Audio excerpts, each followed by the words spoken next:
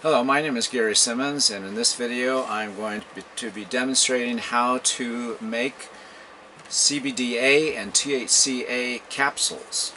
I will be using THCA and CBDA isolates, and here's a picture of what I can purchase here in Washington State. You, wherever you are, will have to find the equivalent in your medical cannabis dispensary or otherwise your recreational shop. So in a previous video, when I described my process of making CBDA and THCA capsules out of raw bud, this is an opportunity for us to look at the same procedure, except we're going to be using the isolate instead of the raw cannabis. The reason why I'm moving now to the isolate is because it is a third less expensive and at least a third easier to prepare. So given that, please check out that video. You can go to my YouTube channel and just search CBDA and THCA capsules.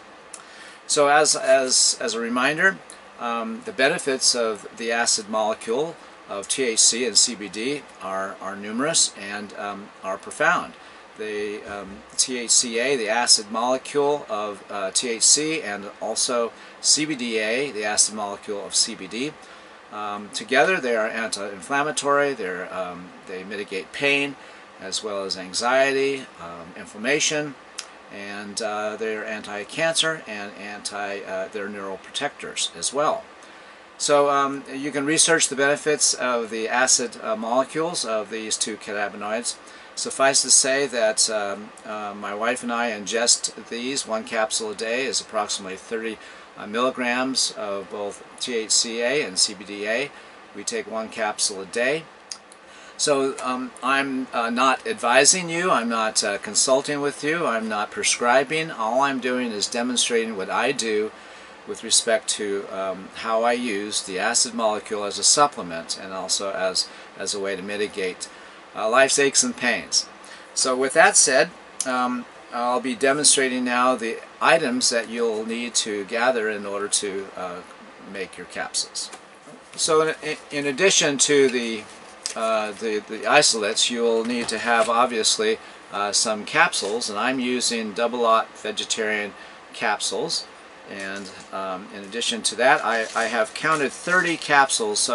So each of the isolates is 1 gram, and so together there's 2 grams. And if you'll have at least 30 milligrams of CBDA and 30 milligrams of THCA in each capsule if you make 30, approximately 30 or 33 if you're absolutely precise. In addition to the capsules, you'll need a mortar and pestle in order to crush the crystals up and make sure they're all really fine. And in addition to that, you'll need a microgram digital scale in order to measure out each capsule. So with that said, we'll get to the process now of crushing the isolate crystals and getting ready to insert them into each capsule and weigh each capsule before we complete the process. So here I'm now ready to go ahead and grind up each of the crystals. This is the THCA isolate.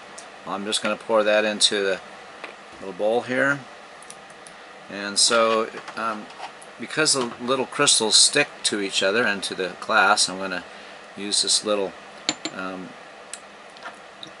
tool here to kind of make sure it's all out. And then here's the CBD, and you notice that these are in crystals, large crystal chunks, so we're just going to pour that in there, and we'll set this aside. Now you can see the 2 different isolates. I'm just going to crush those up now.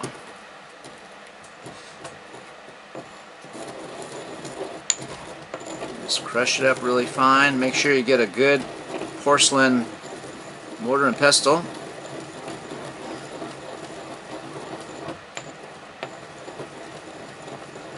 It won't take long. It's not very difficult to grind this all up in a very, very fine powder. And as you can see, you'll need to kind of scoop this material from the sides so that you got a nice little mound of chrysolite at the very bottom of the bowl. There. Okay, now as we get ready to prepare to fill each capsule, there's a couple things to keep in mind. Obviously the capsule has a bottom and a top, and so you'll set the top aside. You're just going to use the bottom cap.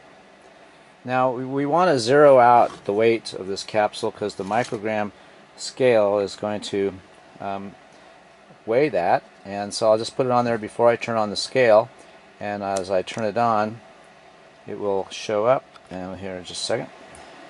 As you see, it's all 0, 0, 0.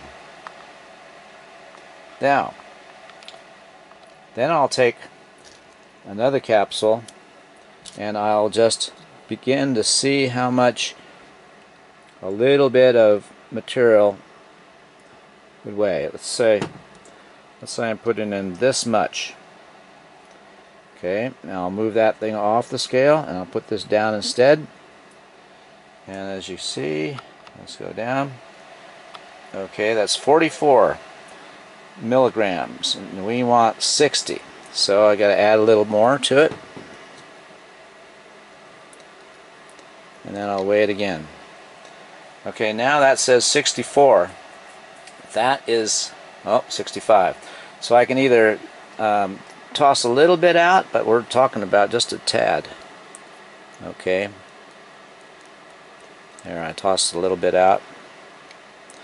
Now I'm noticing my scale is all skittywampus, so for me I'm going to have to zero it out again. I'll put the capsule back. Okay, there it is. It's zeroed out. That's good. And put this back down.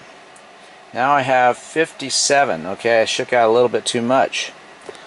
So it's up to you to decide if you really want to be that particular. Okay, 61. That's a keeper. Alright, I've completed filling all of the capsules. It turned out that I was able to get 32 capsules, and that meant that I got a pretty precise measurement average for all of these capsules.